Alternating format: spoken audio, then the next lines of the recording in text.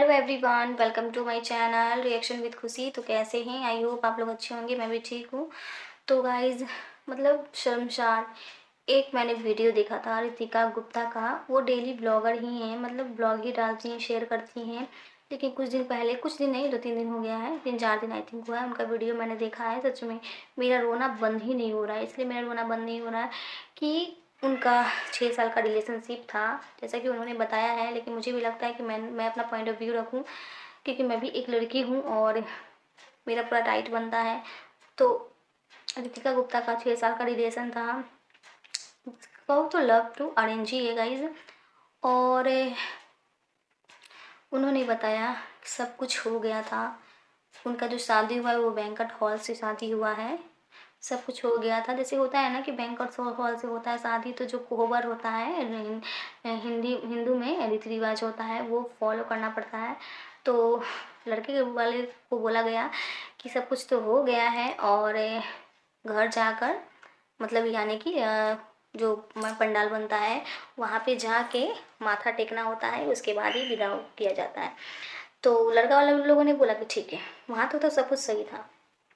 लेकिन ऐसा क्या हुआ कि लड़का लड़की के माँ बाप को गाली देने लगा, क्योंकि माथा टेकने को बोला लड़की वालों की तरफ से, तो लड़का ने मना कर दिया।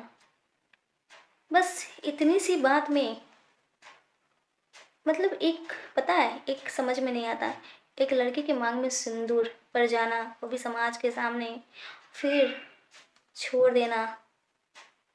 क्या होता है ना, वो सिर्फ लड़की के माँ बाप और लड़की ही समझ सकती है, और कोई नहीं। अगर लड़की के माँ बाप को लड़का वाला गाली देता है तो क्या कोई लड़की बर्दाश्त करेगी? हम नहीं, हम तो बिल्कुल नहीं बर्दाश्त करेंगे। तो कुछ रितिका के साथ ऐसा ही हुआ है।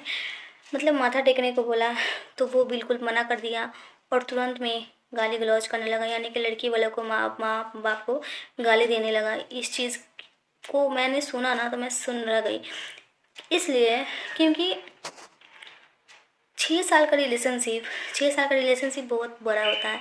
समझ में आता है ना कि 6 साल का रिलेशनशिप के बाद लव टू अरेंज शादी होता है, तो लड़का लड़की तो सब कुछ जानते हैं एक दूसरे के बारे में। फिर ऐसा क्या हुआ, ये छोटी सी चीज़ के लिए, ये छोटी सी चीज़ ना होती तो क्या आज ये चीज़ नहीं होता। हम तो बस यही बोलते हैं रितिका जी से कि जो होता है ना वो भगवान के इशारों पे ही होता है।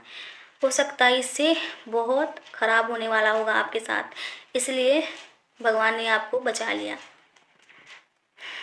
मतलब क्या ही गाइस, हमें तो लगता है कि दहेज दहेज को लेकर भी ये सब चीज़ हो सकता है, क्योंकि अक्सर देखा जाता है शादी तक सब कुछ अच्छा होता है, लड़के वालों को कुछ की कमी होती है तभी वो लोग ये सब चीज़ करते हैं। जहाँ पे प्यार होता है ना गाइस, वहाँ पे तो ये सब चीज़ नहीं देखा जाता है। तो कुछ लोग जो हैं वो रितिका को गलत ठहरा रहे हैं कि रितिका को ऐसा नहीं करना चाहिए था, वैसा नहीं करना चाहिए था। हमें नहीं लगता है कि कोई लड़की के माँ बाप को गाली देगा और बेटी चुप होगी। बिल्कुल भी नहीं होगी, बिल्कुल नहीं होगी। और जिसमें कि रितिका के माँ बाप भी रितिका को बहुत ज़्यादा सपोर्ट कर रहे हैं, सभी लोग उसको सपोर्ट कर रहे हैं। मतलब एक सपना सपना टूट जाना उसी को कहते हैं, सामने से सब कुछ बिखर जाना, आँख खुले हुए में बिखर जाना। कुछ क्या ही मैं बोलूँ, मेरे को ना, मैंने जब सुना ना पूरा स्टोरी, मैंने पूरा देखा उनका वीडियोस, तब मेरे को ना सच में बस यही हुआ, रियलाइज्ड कि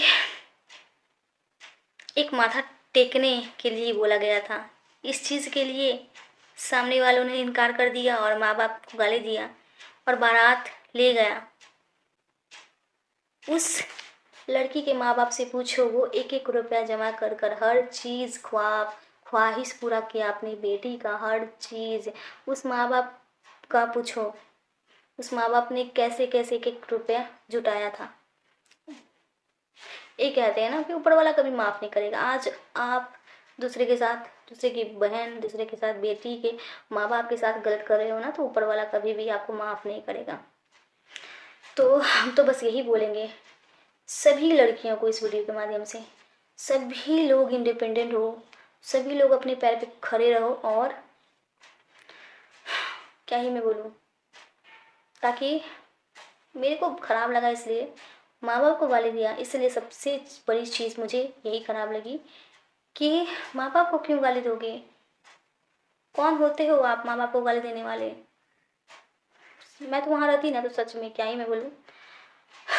भगवान ना करे किसी के साथ भी ऐसा हो।